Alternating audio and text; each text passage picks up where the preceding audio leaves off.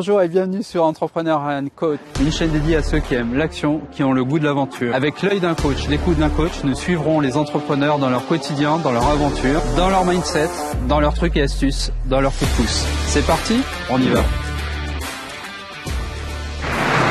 Salut Guillaume. Bonjour Gaël. Comment tu vas? Ça va et toi? Ça va bien, merci. Alors aujourd'hui, ce matin, on est à la Chambre internationale de commerce. Tout à fait, oui. Est-ce que tu peux dire à nos abonnés ce que l'on fait là? Donc tout nouveau client pour nous chez FIPES. Donc on va animer une formation sur le risque incendie en entreprise. Voilà, c'est une commande qui a été faite très récemment. Donc formation réglementaire et obligatoire. Voilà, où là on va animer une petite formation pour un groupe de 10 personnes. Pourquoi ce sujet-là? Alors le risque incendie, je suis entré par cette porte-là en 2007. Donc dans la thématique de la prévention des risques, j'ai commencé avec ce thème-là, en parallèle de mes activités de l'époque. Et qu'est-ce qui t'a donné envie à l'origine de t'intéresser à ce sujet de la sécurité? Mes activités de l'époque, donc j'étais sapeur-pompier, j'étais dans la sécurité incendie. Et pendant mon temps libre, donc j'allais former dans les entreprises au bénéfice d'autres organismes de formation. Voilà, et ce qui a ouvert aujourd'hui un petit peu d'autres horizons parce que j'interviens dans d'autres thématiques des risques professionnels. Super intéressant. Ce que je te propose, c'est qu'on te suive. Ouais. En tout cas, j'ai entendu pompier, j'ai entendu premiers amours, j'ai entendu passion quelque part. Donc j'ai entendu surtout aussi aujourd'hui entrepreneur. Je te propose qu'on te suive. Allez, suis-moi.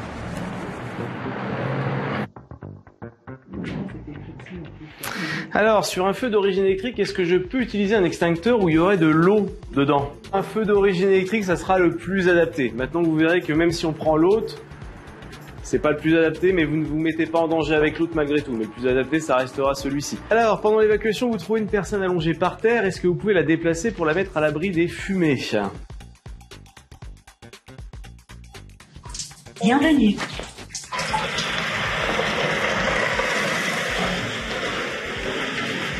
Au secours, Laurence. On était en réunion, ça a pris feu dans l'ordinateur là-bas. Je sais pas trop quoi faire. Il y a des extincteurs ici, mais on sait pas personne ne sait s'en servir. Ils sont là. Attention à toi.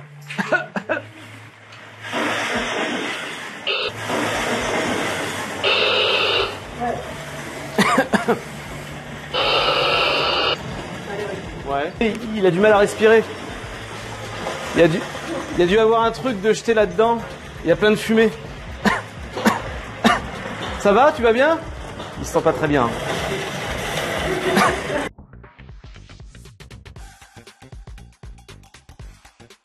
Beaucoup de matériel. Oui, sur cette formation, effectivement, on a un petit peu d'installation à faire avant. Donc, il faut pouvoir doser les fumées par rapport à leur positionnement pendant leur mise en situation. Il va y avoir plus ou moins de fumée, leurs locaux, leur espace. Donc, on va pouvoir piloter à distance donc, les départs de feu. Voilà, donc ça va générer de la fumée et ça va générer aussi de la lumière. On va travailler aussi avec le bruit. Et en fait, quand tu mets des lunettes comme ça, je crains rien. Quoi. Comment? Quand je mets des lunettes comme ça, je crains rien. Les extincteurs seront aussi utilisables à l'intérieur. Voilà, ils vont avoir le même poids que les Ce sont des formations qui sont accessibles à tout le monde.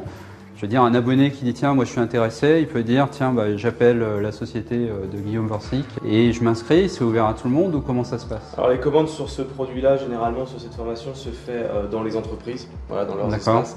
Et à l'entreprise, la structure va inscrire donc ses salariés. Est-ce que tu peux nous redire comment tu es passé d'une situation à une autre? Comment tu as fait? Tu as fait appel à qui? Quoi? Comment? Je suppose que ça tombe pas du ciel.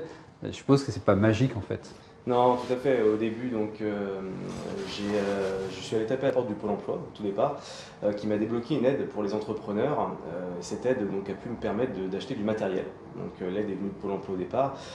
J'ai ma femme qui m'a aidé au tout départ aussi à créer mon site web, voilà, pour commencer à me faire connaître. Donc, ça a été un petit peu compliqué. Donc, de 2010 à 2013, un petit peu compliqué. J'ai cumulé plusieurs emplois pour avoir un salaire décent, parce que justement, la création de l'entreprise ne permettait pas d'avoir un salaire décent. Et puis 2013, gros contrat entreprise nationale française, contrat de 2 ans, 2013 à 2015, qui m'a fait beaucoup bouger dans toute la France et qui a pu me permettre justement de développer encore plus et de monter un réseau de franchises et d'autres agences aussi FIPES aujourd'hui. D'accord, super. Dis donc, t'es parti comme ça, le courage, la volonté, c'était quoi l'état d'esprit? Enfin, tu sais, aujourd'hui on parle beaucoup de mindset quand on parle d'entrepreneuriat. D'ailleurs, je pense que ça parlera beaucoup à nos abonnés. Quand on regarde les chaînes YouTube, on entend mindset, on entend beaucoup de choses autour de l'état d'esprit de l'entrepreneur. Toi, à ce moment-là, c'était quoi? Et ce mindset-là, comment est-ce qu'il a évolué? Comment est-ce qu'aujourd'hui tu l'entretiens? Alors au tout départ, je pense que voilà, c'était la volonté d'avoir quelque chose à moi, selon mes valeurs. Et donc c'est venu de là. Aujourd'hui, comment j'entretiens? C'est avec le développement. J'ai fait la rencontre de beaucoup de personnes et je me forme encore énormément. Et donc de ces rencontres, aujourd'hui, c'est le développement, c'est m'ouvrir encore plus aux autres et puis aux entreprises. Mais au départ, voilà, c'était surtout la volonté d'avoir quelque chose à me... Tu gardes l'envie et le goût d'être formateur ou tu es souvent amené à être le formateur, le chef d'entreprise et le formateur? Oui, alors je prends toujours du plaisir à être en salle, donc c'est pour ça aussi que j'y suis encore énormément. Voilà, je suis énormément encore sur le terrain. Et d'ailleurs, je souhaite encore plus l'être à l'avenir en me déchargeant de certaines responsabilités de gérant du groupe. Voilà, en déléguant un peu plus à certaines personnes des missions en back-office, des missions de gestion, pour être un maximum aussi en salle, encore plus qu'avant. Voilà, c'est un petit peu un de mes projets futurs et ça me tient un peu à cœur. Bon Guillaume, c'était super cette formation. Moi j'ai vraiment vécu le truc, donc c'était vraiment super. On a vu des séquences avec les personnes en situation. Ouais, groupe très impliqué, très sympathique, ouais. Ouais. Et donc ma question c'est comment, enfin j'ai plusieurs questions, c'est comment tu fais pour qu'on ait l'impression que tu connais tout de suite les personnes qui étaient autour de la table, tu connais leurs prénoms. Comment tu fais pour rentrer aussi vite dans le jeu, dans le game? L'idée c'est de former en s'amusant, c'est un petit peu notre credo, de former, de rentrer tout de suite dans la formation en prenant du plaisir, en passant un bon moment, des fois aussi en dédramatisant un peu la chose, parce que des fois on est sur des thématiques un petit peu sensibles. Donc voilà, l'idée c'est vraiment de rentrer en s'amusant et puis en faisant participer tout le monde et en ayant un maximum de pratique sur nos formations.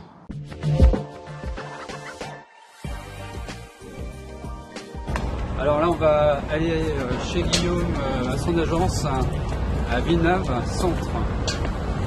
C'est parti. Salut Guillaume. Salut Xavier, bienvenue. Ouais, merci. Ouais, donc on était à Paris, à la Chambre internationale du commerce. Là, on est à Bordeaux. Ouais. Avec un joli bâtiment d'ailleurs. Très bien, donc bienvenue dans notre agence bordelaise. Voilà, on est installé ici depuis 2 ans maintenant. On a 5 salariés, on va avoir 2 formateurs à temps plein qui interviennent pour nous, qui sont continuellement sur place. On va avoir 2 assistantes, donc Noémie et Eva aussi, qui s'occupent de toute la partie administrative, les dossiers, les relations clients. Et on a mon associé Jérémy qui est le directeur de cette agence-là et qui est en permanence ici parce que moi je bouge beaucoup comme tu l'as compris et lui qui va être ici en permanence pour gérer aussi l'agence. Il y a un camion rouge là? Ouais. Tout à fait. Donc là, ici, on a un camion où on fait les formations sécurité incendie que tu as un petit peu vu avec moi la dernière fois. C'est vrai. C'est un autre modèle, c'est une autre forme. C'est un de nos très gros clients qui nous le met à disposition. Et à l'intérieur, en fait, on a une petite salle, je pourrais te le faire visiter tout à l'heure, on a une petite salle de formation avec des banquettes. Voilà. Super. Et on peut faire un peu tout ce que tu as vu comme exercice la dernière fois à l'intérieur du camion pour des clients qui n'auraient pas de salle de formation. Ouais, non, mais j'ai bien en tête les lunettes, les boîtiers. Enfin, je sais pas si les boîtiers sont abordés là-dedans. On l'a aussi, ouais. Au secours, il y a du feu et tout, c'est super. Donc, t'as une agence ici, à Bordeaux, t'en as ailleurs? Voilà, agence à Disney, juste à côté de Disney. Donc, toute nouvelle qui vient juste d'ouvrir. Voilà, tout à fait. Donc, à Disneyland Paris, juste à côté à 5 minutes. Et là, on est en train de chercher des locaux à Marseille pour ouvrir Marseille au mois de janvier. On a 5 salles de formation, on a différentes formations, donc formation d'agents de sécurité, de dirigeants, de formateurs. Donc là, dans celle-là, en ce moment, ils réalisent des mises en situation parce qu'on a un groupe d'agents de sécurité et donc le formateur va enfumer la pièce. Et puis, il va réaliser avec eux des mises en situation de levée de doute, d'extraction de victimes dans une pièce en fuite.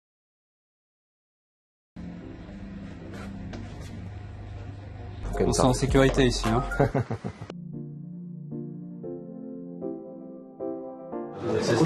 Donc la une, on est en cadrage juridique d'une intervention de secouriste et puis les limites d'intervention. Tu as repéré un danger persistant. La flaque d'eau, ça marche. Qu'est-ce que tu as fait? Super, merci. Comment tu te vois à 2, 3 ans, peut-être 4 ans, 5 ans? À 5 ans, en tout cas, ce qu'on aimerait, c'est avoir une présence sur les différentes régions françaises pour travailler en local, directement avec les clients, en local, et puis avoir des groupes de formateurs dans les différents territoires et avoir une agence par région, c'est un peu le projet, oui. D'accord. Okay. J'ai découvert ChatGPT justement hier seulement. Et ces 2 apprenants qui m'en ont parlé, je leur ai proposé d'utiliser l'outil.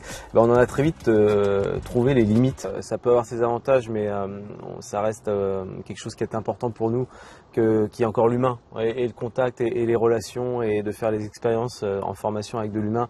Je pense que ça me semble indispensable, même si on peut retrouver de nombreux avantages sur l'intelligence artificielle.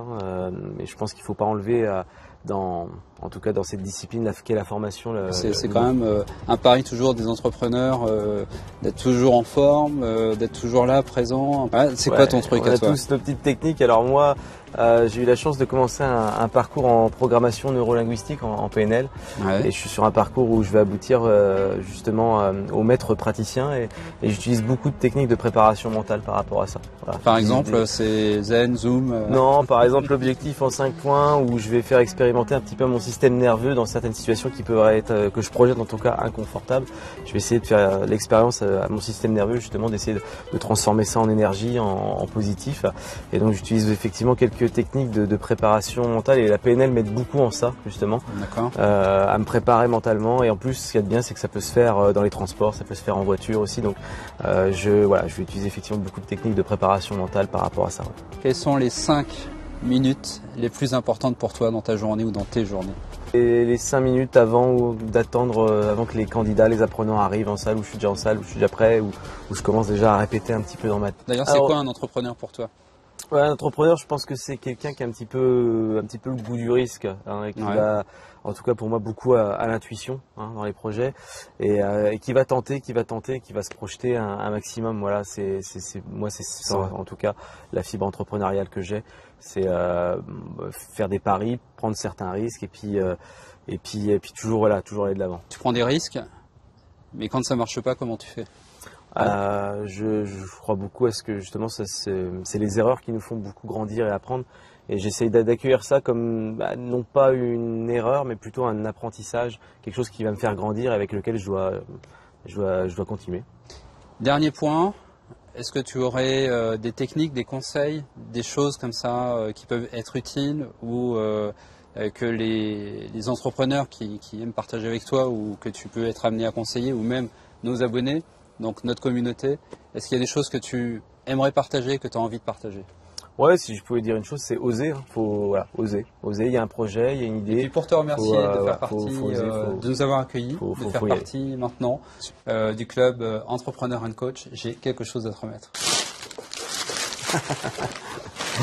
Mais merci à toi, Xavier, ça me touche beaucoup. À partager aussi avec qui tu veux.